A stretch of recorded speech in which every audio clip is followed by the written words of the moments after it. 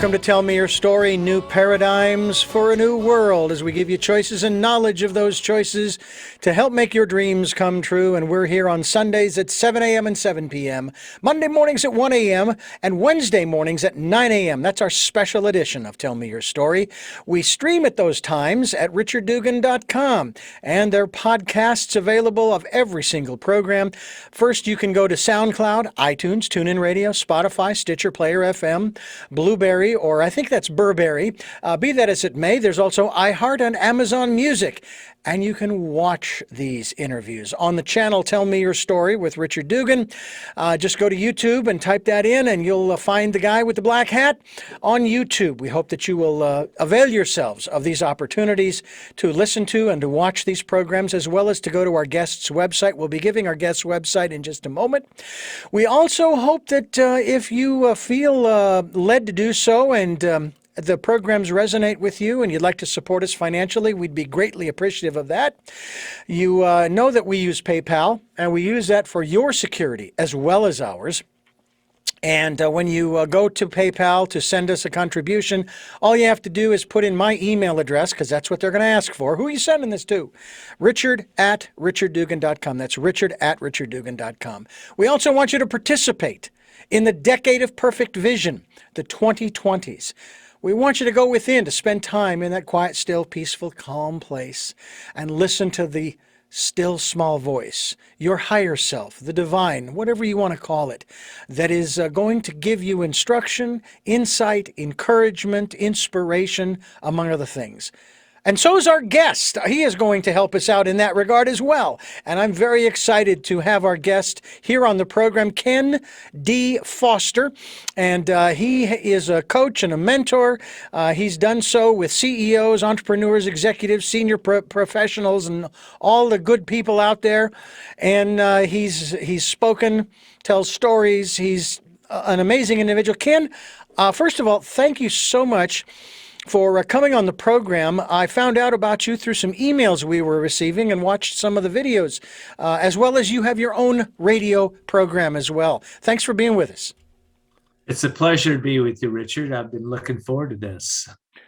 Now, you have something interesting that's out there. Not everybody does, and yet at the same time, some would say, well, but Richard, most of the people you have on your program, they have a book.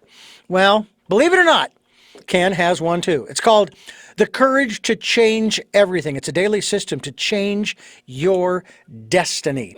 I'm going to tell you, first of all, that you can find out about it through kenfoster.com. kenfoster.com, as I said earlier, we will be linked to your website, Ken. First of all, I like defining terms. So let's start with the word courage. What is it? Mm-hmm. Well, years past, people thought of courage as somebody jumping out of a burning building, maybe, or somebody jumping out, bungee jumping, or somebody running in to help somebody, save a life, that type of thing. So, those are forms of courage. But as we define it today, the definition of courage has really changed. Courage is an energy. It's a power. It's a feeling that is within us.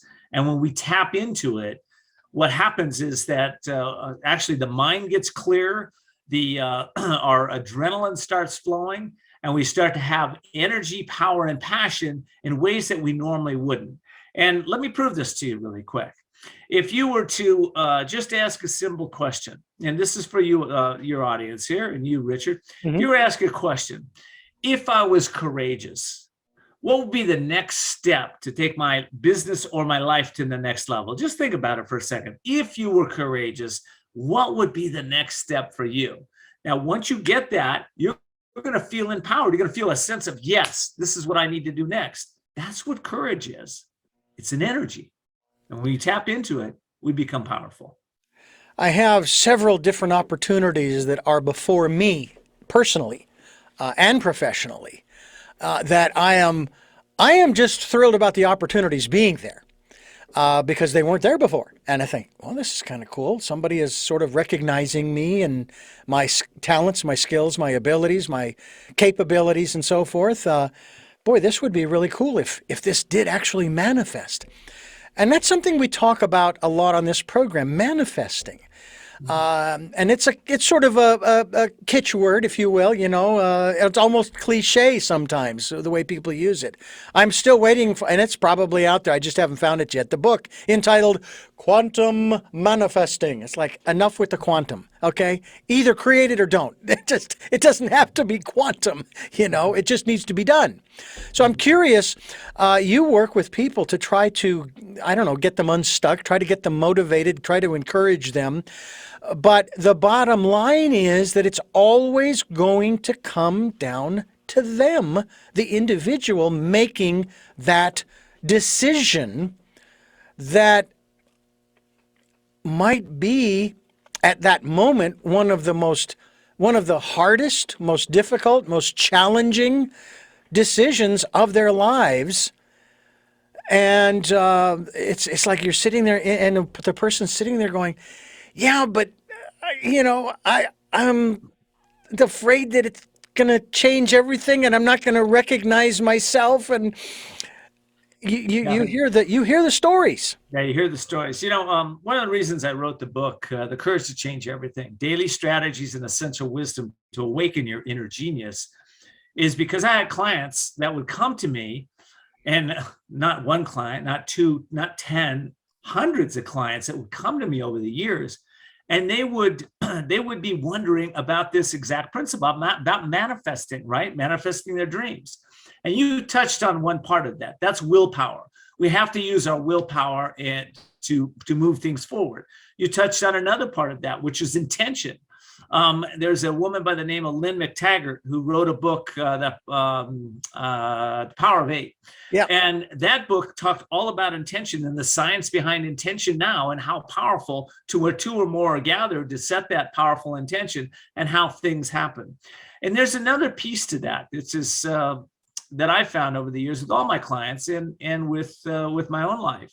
And that is the miracles, the magic, the synchronicity that will show up when you are resonant with an intention in your own mind and in your own passion. And what I mean by that is this. I had a client that said, I don't know why I'm not getting the recognition that I want to get. I've done the work. I've been in this case, a therapist for 30 years. I've done a lot of work with a lot of people, and all these other people are getting recognition. I said, well, why don't you do this? Why don't you think about the limiting beliefs that you might have right now in your mind that's stopping you from moving forward?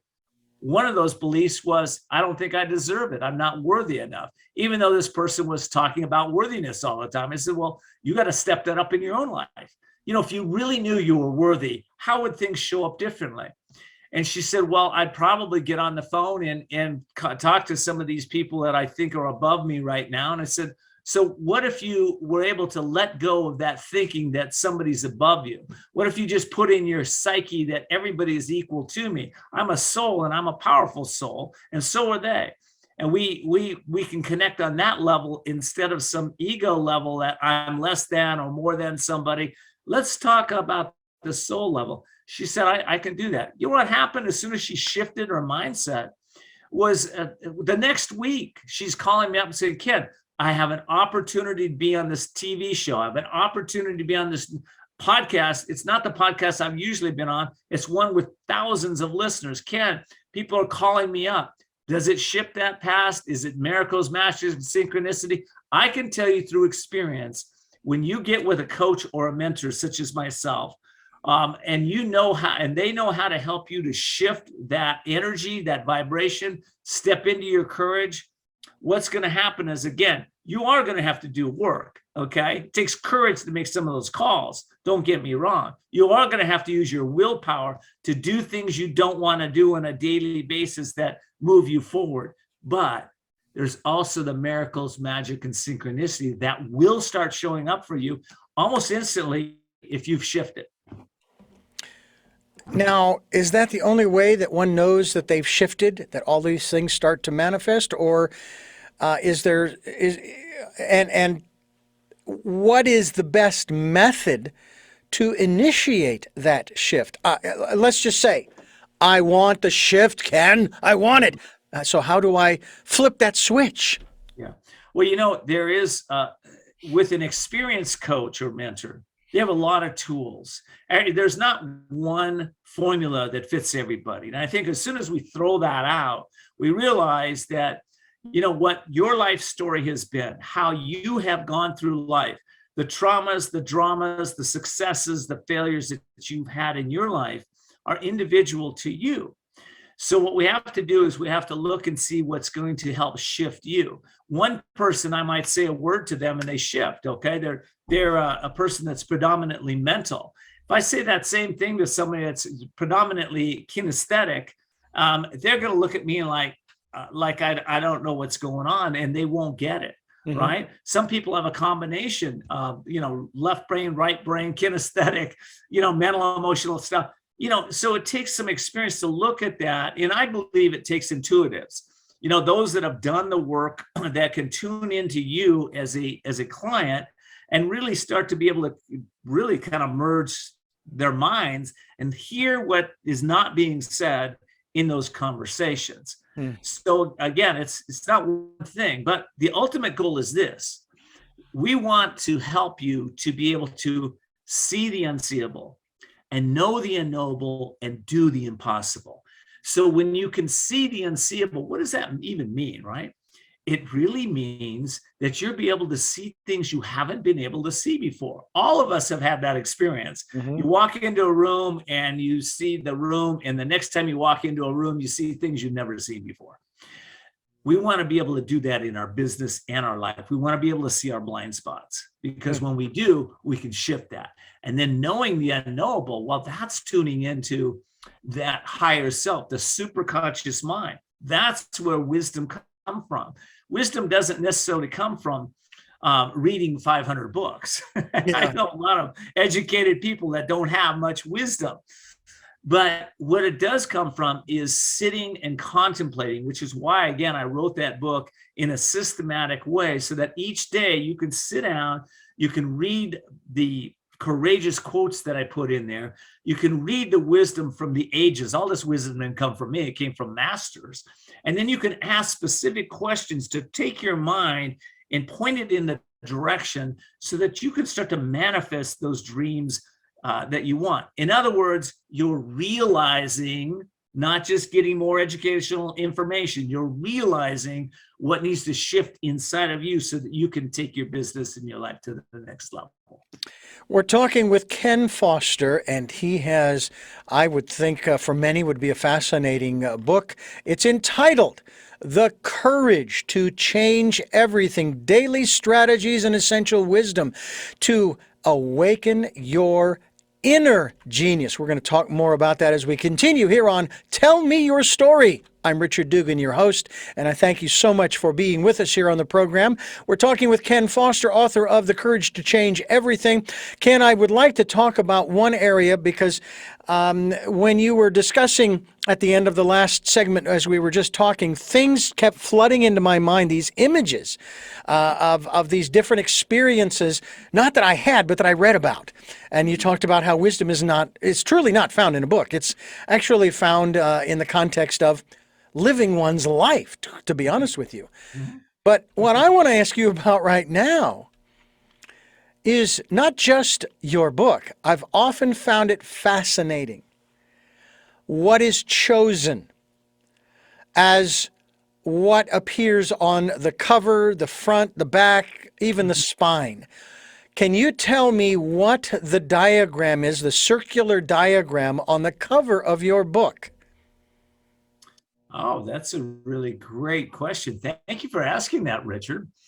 That diagram came to me, and I thought about it. I thought, what is this diagram? And I had an artist work on that and change colors and change shapes and change. And then I was sitting around one day. Actually, I was doing one of my broadcasts on the Voices of Courage show, which your listening audience can just Google or tell Siri to play Voices of Courage podcast and come right up. But I had a guest, and the guest said, hey, I saw your book. And he says, do you know what that represents? And I said, well, I've been thinking about it. I really don't. What's your take? And he said to me, he says, well, it's from his point of view, it's an ancient symbol of courage. And he said, you've tapped into that. And he says, on the outer ring is where we are on the outside of our life. And he says, you take the labyrinth on that book cover, you go through that labyrinth, and eventually what it does is it leads to the inner guidance and the inner journey that we all take, no matter what your story is, right? He says, that's what it is. I said, well, okay, I like that. I'll just accept that. So that's what it is at this point. I love it, and I can see that. And of course, on the inner two circles are complete. There's no break, and I'm thinking, okay, those are courage to change. They both start with a C, so there you go. That's my take on it, and I think I like that a lot, Richard, and I think you're dead on, because once we reach that center point, which could be for us the principles of truth, or that place where we have a sense of peace of mind, we have a sense of knowing. That's really what we're all after, isn't it? Yeah. Now, I am not going to take credit for starting this campaign. However, I am going to say that I must be in synchronicity with the universe, because in 2019, as I mentioned earlier in the program, we started a campaign, Ken, and the campaign was entitled The Decade of Perfect Vision. Now, this was September of 2019, approaching 2020, the year of perfect vision. And it was the same goal, the same focus as it is now, the decade of perfect vision, the 2020s. And that is encouraging people to seek that inner guidance. Give me, on a scale of 1 to 10, and then go into a little bit more, if you will, a description of where that falls for you. Not only as a radio show host, as an author, as a speaker, as a mentor, and all of the other work that you do, as well as the rest of your life, your relationships, your social life, etc., etc. How important is your inner voice to you? Well, let me ask you an answer on the vision side. The vision that I got in 2019, at the beginning of that, is I realized, because of my own experience, that this would be a time of great change and great challenge. And 1992, I had a little voice that said to me, you've got to feel the pain to make the change. And nobody, including me, wants to suffer or go through that. But what happens is, and what's happened to all of us since 2019, is that pain is a great motivator. It helps us to be able to clear the old visions and be able to see things clearly. Well, if we're talking about my intuition, intuition is everything for me. I'm a long-term meditator. I've been meditating since that 1992, when I heard this little voice that said, you've got to feel the pain to make the change.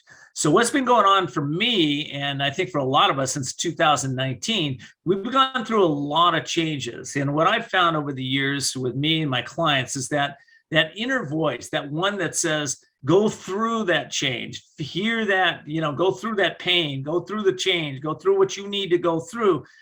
That, of course, is the voice of courage. And that is also the voice that we need to listen to, that will help us to make the changes that are absolutely necessary. Listen, we all have greater vision, or I don't know if all of us, a lot of us have greater vision since 2019. We've had to let go of what we thought was reality and start to learn and grow and step into greater realities and more truth, more wisdom, more understanding. All of us have gone through that.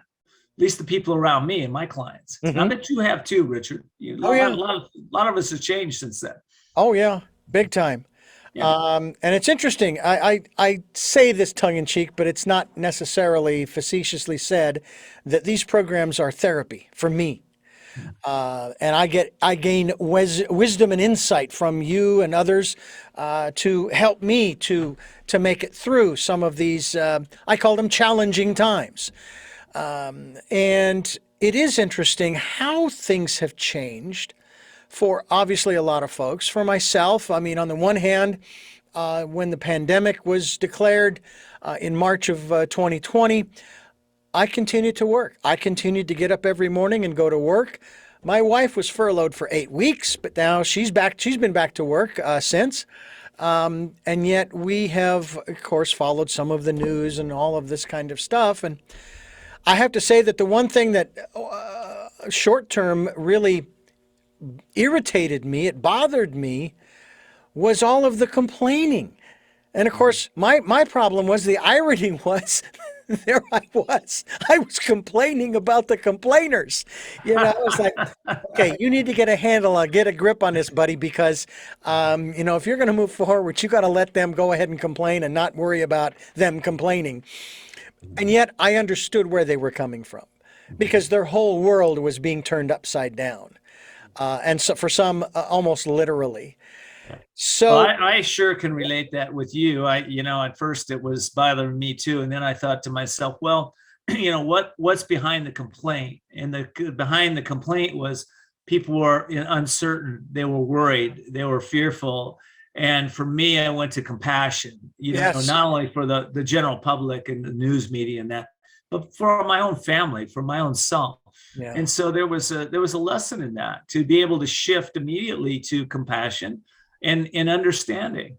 Yeah. And and the understanding how we're all connected here. And this isn't just about my brother who's wearing a mask or getting vaccinated or not getting vaccinated. It's about all of us. Yeah. How do we show up, and how do we deal with everybody that's going through the changes that we're all going through, right? Yeah. This is unprecedented in our day and time, that the entire globe is going through the same thing. Yeah. Now, maybe not every single individual, because there may be some people who have no clue about what's been going on for the last 2 years, because they live so far off the grid, they're so disconnected. And again, that's fine, that they're not affected by it. And okay, great, wonderful. You're not going to get sick, and you're never going to hear this program, maybe. But then again, who knows? But it's fascinating. Ken Foster is my guest here on Tell Me Your Story, and I'm Richard Dugan, your host. And I am so glad that you are with us and sharing with us and having the courage to even consider the possibility of changing everything. This is the program that brings you choices and knowledge of those choices to help make your dreams come true. Ken, we talk about finding those new ways of living, because all you have to do is look around you. The old ways aren't working. They just don't work anymore. I mean, there's one system, and for some reason, there are so many people that are vested in it. They don't want to see it undermined. It's also, they're vested in it from a, how can I put, a nationalistic or patriotic perspective, not political, but patriotic. And it's our economy, our current economy. And I knew this when I was 14, 15, 16 years ago, being prepared for the workforce, that it was unsustainable. And we're seeing it today. Now the minimum wage nationally is supposed to be like, what, $15 an hour? Yeah. Well, folks, do the math. You can't continue to increase wages unless prices go up. Well, if prices go up, what has to happen? Wages have to go up. And it's just this continuing situation. Now, do I have the solution? No. I do not. Okay.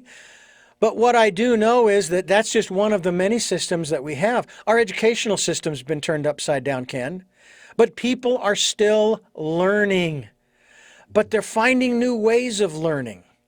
Now, I'm not saying that Zoom is, the end all and be all by any means, because we need that social interaction.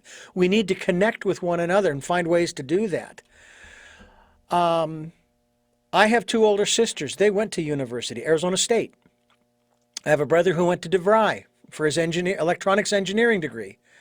I went to a 6-month course in broadcasting in 1980, but most of the learning I've had was on the job. With these programs, Ken, I feel like I should have my PhD in eclectic studies. So the systems that we currently are living under And you know, and this kind of goes to one of the systems that you deal with every day, and that's our business, okay? Our entrepreneurs, our CEOs, and so forth. Tell me, what have you seen? And maybe we should use a benchmark of of 2019. How have you seen, if there has been anything to see, the corporate world, the business world? Have you seen it change for the better for not just the executives, but the people who really actually make the money? And that's the people on the front lines, the workers. Well, you know, unfortunately, in our country today, there's a lot of focus on the billionaires and how much money they've made over since 2019. Yeah. And I think Gates is up somewhere up 70 billion. Amazon's up, I forgot the number on there, but in the billions. There's a few elitists that have benefited greatly with this. I think the media sometimes focuses on that, and maybe we need to focus on that. But I think here's the key. You're probably not going to be anyone that's going to make a difference in changing what happens to Jeff Bezos or Bill Gates or Fauci or any of those. But what you can do is you can become part of the collective that changes what's working for you and what's not working for you. So I think you said you had a PhD. I got a feeling you have a PhD in results, whether you have the number, whether you have the certificate or not. You've lived long enough, you got a PhD in results in a whole bunch of areas. Yeah. And I think what we've gotten away from in this country is that we need to start re-empowering individuals and stop empowering institutions. And the way we do that as an individual is we look at our life and we say, what's working in my life? What's not working in my life? What can I do to improve today? And we ask those three questions every single day. We also tune into that inner voice and we listen deeply to what that voice is sharing with us. It takes courage to follow that inner voice sometimes. Some of you are listening to this and going, well, Ken, that's not right. I'm going after Fauci. I'm going after Gates. Okay, great. If that's your inner voice saying this is your path, great, then find the courage to go do it. But a lot of you you're challenged with change. My book is called The Courage to Change Everything, right? You will change it peacefully and easily and gracefully, or you will resist, as I think Richard said early on, you'll resist and it'll persist and it'll get more and more challenging and you'll struggle and listen. If there's challenges coming up in your life, they're only there for one reason. They're only there for you to grow, learn, evolve, let go, forgive, and move forward. It's for your own evolution. It's for my own evolution. I know that. Does it make it easier? No, sometimes we struggle. We go through pain and suffering and sorrow. We've lost loved ones and friends, and we lost our businesses. We lost our relationships that were so dear to us. It's okay. It's okay, believe it or not. You are evolving, you are growing, you're become a better version of yourself, even if it doesn't feel like that in the moment. That's what I've learned, Richard. Desiderata, you are a child of the universe, no less than the trees and the stars. You have a right to be here. And whether it is clear to you, the world is unfolding as it should. And change, for whatever reason, has become this vile, evil, I'll even satanic thing that we are to stay away from because we need stability and we need consistency. And I get that. But if you were to take a look through the James Webb telescope today, and you were to look at the movement of the stars and the planets and the solar systems, as a matter of fact, I understand that they've actually caught a glimpse of the beginnings of a supernova. They've never seen it before. Well, what is a supernova? It's a star that's going to collapse in on itself and then blow everything out. And all of that shrapnel, if you will, is going to go in all different directions. Now, guess what? I'd love to talk about this a little bit as we continue. There's no judgment there. That's neither good nor bad, but it is change. and it's going to make a difference in the universe, at least in that maybe small corner initially, and it may impact us out here. I don't know, because I don't know how far away it is or how long it'll take for those pieces of the star to reach us, and whether that would be a good or a not so good thing in terms of maybe radiation or this or that or the other thing. But I find it interesting that we have placed so much energy on, like the economists. I've often thought this too, Ken. The economists, as Will Rogers once said, you could lay them end to end, and they'd still all point in different directions. And I add to that. Well, that's absolutely true. And none of them are ever happy with the numbers. Yeah. It doesn't matter how good they are, they're never happy. And so I put forth to them, I say, what numbers would make you, I want you to be happy. I want to be happy. So what numbers would make you happy? And I will work with the collective to make those numbers happen so that you're happy. I mean, come on. This life is too short not to be happy. Absolutely. But change. And the way we become happy is we look at the results that we're getting and we make changes. Yeah. If we don't like what the medical community is doing, or what's been going on, then you know what, you've got a voice. Go out and express that voice. I don't know how many petitions I've signed over the last couple of years. If you don't like the economy, right, what can you do to change your own economy to make it better for you and your fellow man? If you don't like your health, what can you do today to start improving your health, your vitality? And a lot of times, like you said, no, we want consistency. You know what? I've eaten, the sugar meals since I was a kid, and I'm going to eat them until I'm 90 years old. Well, great. But how is that impacting you and your children, your grandchildren? What kind of example are you setting there? You're setting an example of health and vitality and being the best version of yourself. Are you just caught up in the system that maybe doesn't work anymore? I think that's what we're really talking about here.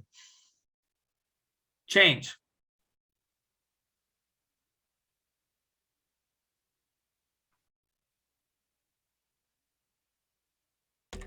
He's Ken Foster. This is Tell Me Your Story. I'm Richard Dugan, and you are listening to the program that brings you new paradigms for a new world. And I hope that you will continue to listen to this program as we talk about change.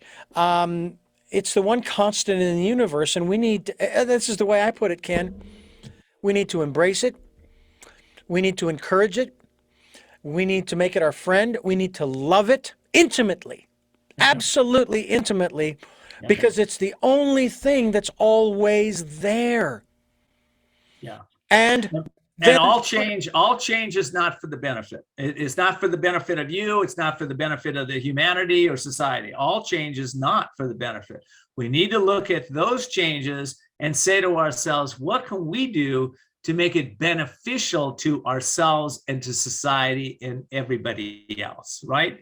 So if you see something out there and you don't like the system, you've got a voice. If you don't want to wear a mask, don't wear a mask. If you do, then wear it. But, you've got choice. You're a choice here. And you got to, I think this is a time where, last few decades were about expressing oneself. Today is about taking action and knowing yourself and taking action that takes courage to be able to make change, right? It takes courage to step up and say no, okay, or maybe to say yes to something. But that's what we're all being called to do here now. Yeah. Mm-hmm. Someone said to me not too long ago, with what I'm personally going through, they will tell me, and they say it very kindly, they say, Richard, you wrote the script, okay? This script is yours, okay? Now, if you don't like the script, if you're not fond of it, what have you, you can always rewrite it, okay? Yeah. It doesn't have to continue on that way. Do you find a lot of people, especially in the business settings that you encircle, if you will, that they have a real hard time with making those kinds of decisions, not necessarily corporate or businessly, but personally, individually? Look at the number of people who are quitting their jobs. They've had enough. They don't want to do it. As much as, for example, teachers. I was watching this report about teachers. As much as they love teaching, they just can't do it anymore. They just can't. Not the way that it is now. So they're going off and they're doing something else. Yeah. Yeah, they're creating home schools, they're doing charter schools, so they're grouping together with other parents and creating schools that really empower children. They realize the system is broken. If you're realizing the system is broken, you have a courageous choice to make. Here's the challenge, Richard. A lot of us, including myself, probably you, we think we're making the best choices. Mm-hmm. And we've been thinking that for a long time. And, when you're caught up in thinking I'm making the right choices, you're not really in a place where you can look at and say, I need to change. That's why I believe daily introspection is so important. Okay. Are you really looking at your life? Are you looking at your relationships? How are they working, right? Scale of 1 to 10. How's your finances? Scale of 1 to 10. How's your social life? Scale of 1 to 10. How's your spiritual life? Scale of 1 to 10. How are you? Are you at a 1 or are you at a 10? Things are really clicking. Can you even be at a 10? I've coached a lot of people that go, no, I can't be at a 10. I'm always improving. Give yourself a break. Be at a 10 and then go improve some more. Yeah. It's that place where we get stuck. And here's what I challenge the audience right now. Think of something that's not working in your life right now. And then think about all the time you felt that you were making the right choices when you weren't. That's a good starting point, because now you've got some humility, you've got some distance. You can say, you know what? Maybe I do need to make a change. Maybe I do need, and here's the other thing that gets people stuck. Oh, it's always going to be this way. Or, you know what? That's for other people. I don't really have an interest in that. We all have one interest. We want to be happy.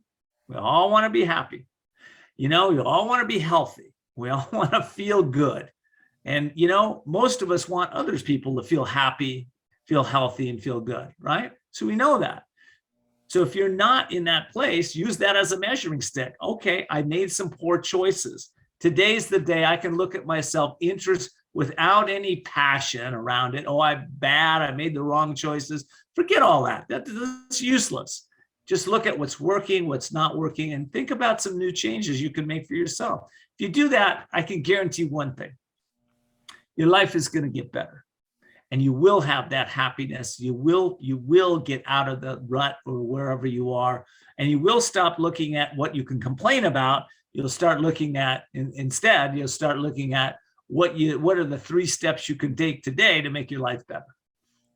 And it seems to me, Ken, that this is where that still small voice comes in. Right? It's right where it is. And here's the thing. A lot of people have never heard their still small voice because their mind is going so fast. And we're going from one thing to the next thing to the next thing to the next thing. And the greatest shift in my life was in 1992 when I learned to meditate. And I would sit and I'd want to get up for, my mind would be racing and I didn't know how to do it. But I said, you know what, I'm going to learn to do it. And I did. And now I hear that still small voice, even as we're speaking. I'm being guided by that little inner voice. And that inner voice for me is the voice that makes all the decisions today. Well, sometimes the ego gets back in, but almost immediately. Almost immediately, I feel the pain and I make the change. Yeah. Ken Foster is my guest, and he has, I think, a phenomenal message for all of us, and I hope that you folks will take advantage of that. The courage to change everything, I think, would behoove all of us to get a copy of and find out more. But you have more than that. I mean, you've also mentioned, of course, that you have the radio program. Tell us a little bit about how that evolved and germinated, if you will, into what it is today. Tell us a little bit about that. I started in radio, Richard, and I started at KCBQ in San Diego, which is a local station, but it's connected to the Salem Broadcast Network, which is hundreds of radio stations around the country, top talk radio show. That's where I started. And then I went into podcasting. And then from podcasting, I went into streaming. And from streaming, I went into television. And today our show is syndicated in 185 countries on streaming and radio and TV and regional cable markets around the country. People can find it at voicesofcourage.us. I also want to give a plug. I don't know if we plugged where they can get the book. They can get it on Amazon, The Courage to Change Everything. You can also get it on my website. If you go there, there's some bonuses for you. That's at couragetochange.us. And I hope they'll check that out, because some really nice bonuses there. One of which is my program. It's called the Release Process. And it's been developed over 20 years, helps people to get rid of all those thinking they're right, all their worries and concerns and harms and fears and traumas and dramas of the past. You spend about 3 hours with it and it's gone. Pretty cool. And that's a bonus when you get the book. Well, I encourage people to go to your website, Ken Foster, and get a copy of your book. Again, as you say, it's going to be available at all the usual outlets, Amazon and so forth. Might even be available at your brick and mortar bookstore if you still have one in your neighborhood. That's right. We are fortunate that we do indeed have a few here in Santa Barbara, and it's really kind of nice to go in there. I have to tell you that one of my favorite places to go when I was in school was the library. Not so much because of all the books to read, but because of the aroma of the ink and the paper. And it was just a great, and I think that may have a lot to do with my father, because he was a printer. In my early days, he actually would do offset printing. That's how far back that goes. And he would print checks. He worked for a company called Rocky Mountain Bank Note Company. Really very fascinating work that he was doing, and I actually got to go there, and he'd come home smelling like the ink. It wasn't like he bathed in it or anything, but you can't help but collect that aroma, and so that was quite familiar to me. This is, to me, fascinating in terms of the work that you are doing, and I'm curious as to how, if it was specifically 1992, or if there was a moment before that, another catalytic moment that brought you to that place where, let's just say, you found that I'm going to learn how to meditate, as you put it, trying to, I don't know if it was quiet the mind or I put it this way. I'm going to make friends with my mind and say, look, I need 10 minutes. And if you'll give me 10 minutes, I'll come back to you and we'll start doing stuff together. But I would really like to have just 10 minutes alone. Okay. And there's no betrayal going on here. I'm not turning my back on you or just going to sabotage you because you are as important to me as my still small voice, because I need my intellect to logically process things. And so if I make friends with my mind, then maybe my mind will say, well, okay, I'll give him 10 minutes. No big deal. That's just one theory on my part, because I remember hearing about meditation back in the 70s when I was a kid growing up, that you had to quiet your mind. You had to tell it to shut up. No, you were almost making an enemy of it. And I thought, wait a minute, but that's part of who and what I am. I can't. That'd be like saying, I love my right hand, but I hate my left hand. Can you give us some insight into how you began? I will give you some insight. And, we got a lot of yogis, yogis on the planet. And, those teachings go back thousands and thousands of years, the principles that have come over to the West from some of the yogi sages over the years.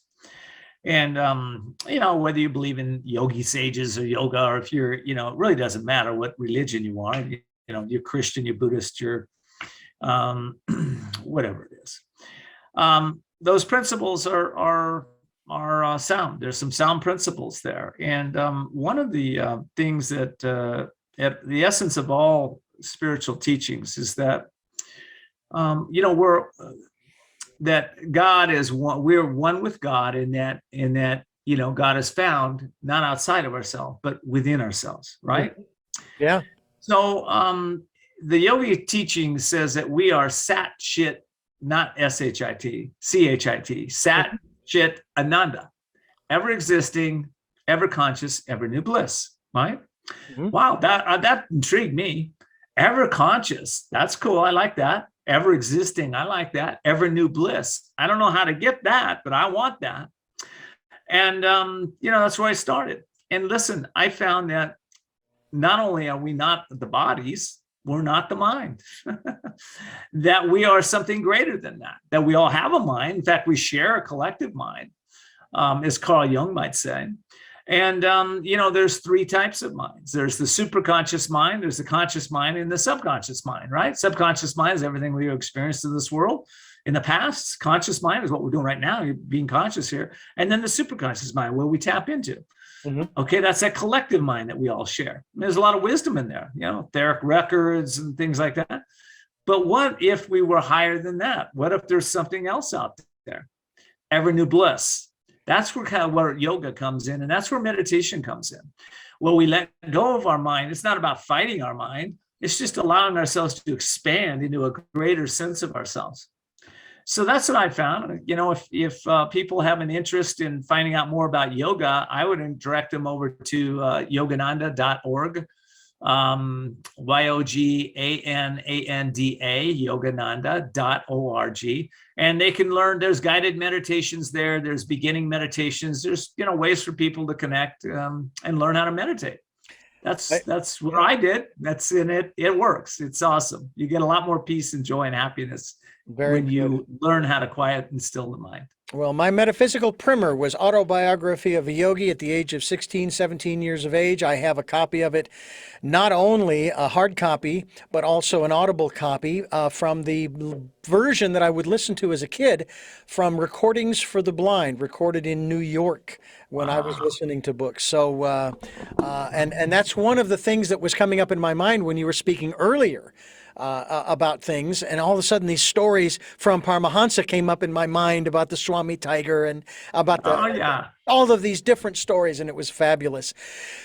Ken, I can't thank you enough. I want to have you back to talk more about the work that you're doing, but I have three final questions I'd like to ask you as we wrap up this particular edition of Tell Me Your Story. But again, thank you for gracing our microphones and our video cameras and all of that stuff in this program with the work that you are doing. And I certainly hope that people will go to your website, kenfoster.com, which we will be linked to. Richard, it's actually Ken D. Foster. Oh, so there is a D in there. Okay. There's a D in there. Yeah. All D right. is in Donald. Ken D. Foster. All right. And as I said, we will be linked to that website. But again, thank you so much. It's been fabulous. You too, Richard. Thank you so much for doing this work. I really appreciate it. What are the three questions you got for me? Well, before I mention those three questions, I want to remind our listeners and viewers that we're here Sundays at 7 a.m. and 7 p.m., Monday mornings at 1 a.m., Wednesday mornings at 9 a.m. for the special edition of Tell Me Your Story. We stream live at those times at richarddugan.com, and the podcasts are, of course, there at richarddugan.com, as well as SoundCloud, iTunes, TuneIn Radio, Spotify, Stitcher, Player FM, Blueberry, iHeartRadio, Amazon Music, and many other locations across the internet. We're also on YouTube, where you can watch these interviews. And as of this program, I want to thank those of you who have been listening to the podcast. In just over 4 years, we have over 62,000 listens. And in 1 year, we have done more than the first 3 years. We have like 33,000 listens, whereas in the first 3 years we had 30,000. So I thank you so much for listening and sharing and reposting the interviews.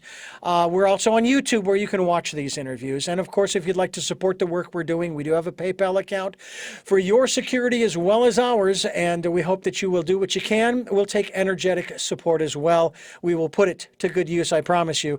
And please participate, as we've been talking about meditation and the intuition, that still small voice. Spend some time with your still small voice. Learn more about yourself. I know that's another area we can talk about too the next time we get together, Ken. The three questions. I always feel like I'm doing the lightning round at the end of a game show when I do these three final questions. But the first of those, who is Ken D. Forrester?